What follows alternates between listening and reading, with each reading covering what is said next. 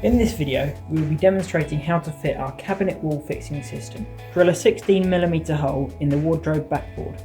We recommend about 50 to 100mm below the top shelf.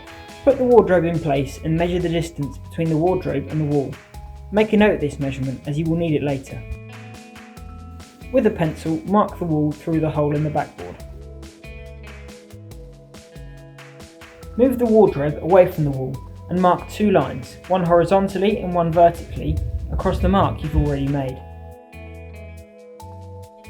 Place the cabinet fixing over the pencil marks, ensuring that the marks are centred both vertically and horizontally.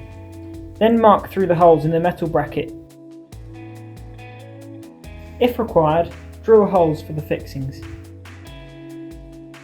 Select an appropriate fixing for the type of wall and fix the bracket in place.